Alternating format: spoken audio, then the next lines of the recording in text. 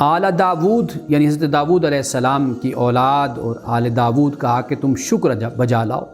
وقلیل من عبادی شکور، اور میرے بندوں میں سے بہت کم ہیں کہ جو شکر گزار ہوں۔ فلما قضینا علیہ الموت، پھر جب حضرت سلیمان علیہ السلام پر موت کا فیصلہ نافذ ہوا، ما دلہم علی موتہ الا دابۃ الارض تاکل من سأتہ، تو جنوں کو حضرت سلیمان علیہ السلام کی موت کا پتہ دینے والی کوئی چیز نہیں تھی،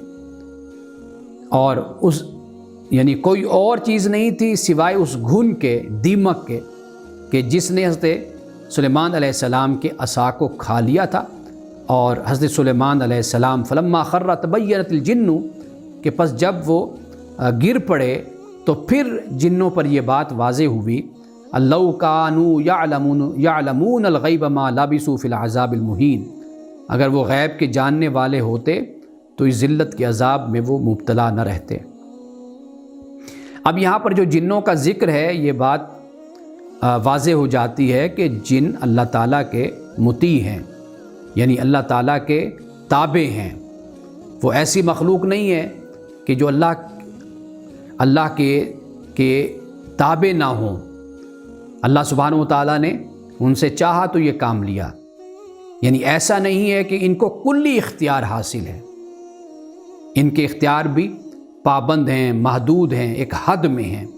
یہ اس لیے خاص طور پر جنوں کا ذکر ہوا کیونکہ جو عرب کے لوگ تھے وہ بہت زیادہ ایسا اعتقاد رکھتے تھے، اور کوئی تکلیف، کوئی معاملہ ایسے ہوتا تو وہ یہ سمجھتے تھے کہ یہ جنوں نے ہمیں یہ تکلیف پہنچائی ہے۔ پھر اس کے لیے وہ نعوذ باللہ من ذالک بڑی جاہلانہ قسم کی ان کے اندر یہ رسم و رواج موجود تھا کہ جیسے اپنے بیٹے کو قربان کر دینا، یعنی ذبح کر دینا کہ بھئی جن ہم سے ناراض ہو گیا، 8 بچے ہیں، 10 ہیں، 9 ہیں، 12 ہیں، تو ان میں سے ایک کو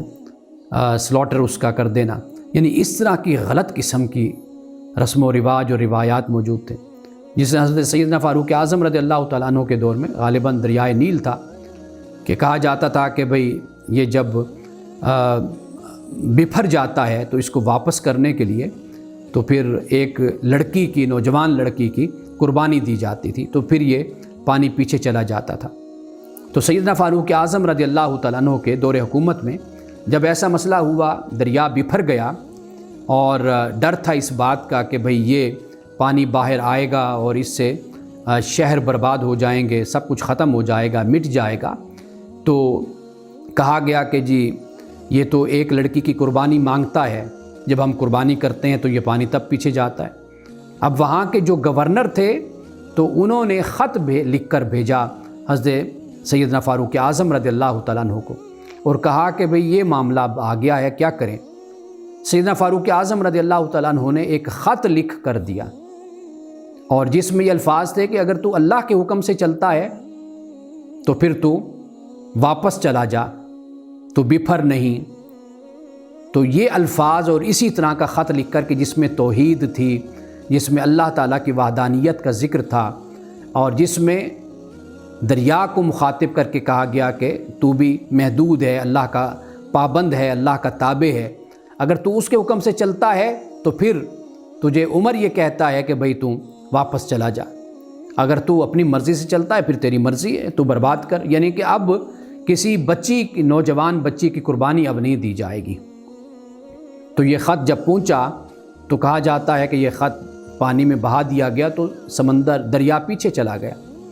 تو یہ اللہ تعالیٰ کی توحید کی طاقت اور قوت ہے، ایمان کی طاقت اور قوت ہے۔ یہ کیا طریقہ ہے جاہلانہ